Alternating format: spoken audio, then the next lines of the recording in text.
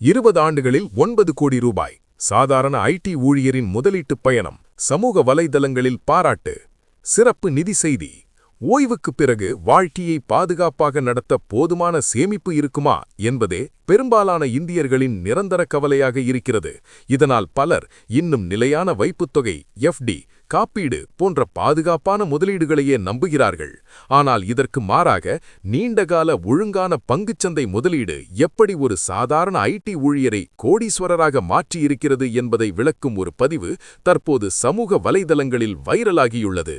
Bracket பொள்ளிகள், நான் ஒரு சராசரி ஐடி ஊழியன். ரெடிட் தளத்தில் வெளியான அந்த பதிவில் 47 வயதான ஒரு ஐடி நிபுணர் 20 ஆண்டுகளில் 9 கோடி ரூபாய் முதலீட்டு சொத்துக்களை உருவாக்கிய அனுபவத்தை பகிர்ந்து கொண்டுள்ளார். 2005இல் தனது பணியை தொடங்கியபோது ஆண்டு சம்பளம் ரூபாய் 3 லட்சம். எந்த சொத்து, மரபு செல்வம், வெளிநாட்டு வருமானம், இஎஸ்ஓபி, நில முதலீட்டு லாபம் எதுவுமில்லை. நான் ஒரு சராசரி ஐடி துறையில் வேலை செய்யும் நபர்தான் என்று குறிப்பிட்டுள்ள அவர், தொடக்கத்திலிருந்தே பங்குகள் மற்றும் மியூச்சுவல் ஃபண்டுகளில் முதலீடு செய்துள்ளார். முதலீட்டு முறையின் ரகசியம்: ஆரம்ப காலத்திலிருந்தே ஈக்விட்டி முதலீடு, ஃபிக்ஸ்டு டெபாசிட்களை தவிர்த்தல், சிக்கனமான வாழ்க்கை, வருமானம் உயர்ந்தபோதும் முதலீட்டு ஒழுக்கத்தை மாற்றாமல் தொடருதல். 20 ஆண்டுகளாக அவர் 5 பேர் கொண்ட குடும்பத்தில் ஒரே வருமானம் ஈட்டும் நபராக இருந்தாலும் முதலீட்டை கைவிடவில்லை.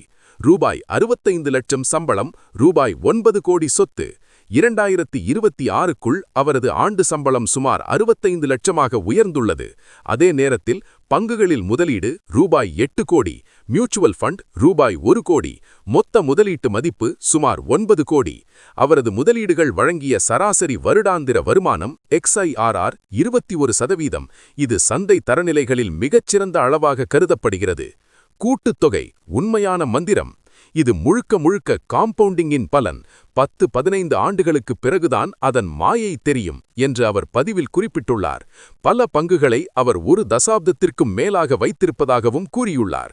மேலும் ஆண்டு போனஸ் தொகைகளை முதலீடு செய்துள்ளார். தற்போது மட்டும் கூட வருடத்திற்கு சுமார் 6 லட்சம் ரூபாய் வரை டிவிடெண்ட் வருமானம் கிடைக்கிறது. சமூக வலைதளங்களில் பாராட்டு. இந்த பதிவு சமூக வலைதளங்களில் பெரும் வரவேற்பை பெற்றுள்ளது. ஒருவர் 21% XIRR என்பது அசாத்தியமானது, எங்களை வழிநடத்த முடியுமா என்று கேள்வி எழுப்ப, மற்றொருவர் வெளிநாட்டு வருமானம் இல்லாமலேயே இந்தியாவில் நிதி சுதந்திரம் சாத்தியம் என்பதற்கான உண்மையான உதாரணம் என்று பாராட்டியுள்ளார்.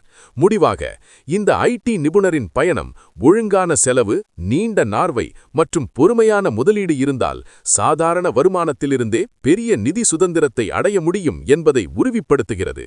சாதாரண மனிதருக்கும் கோடீஸ்வரர் கனவு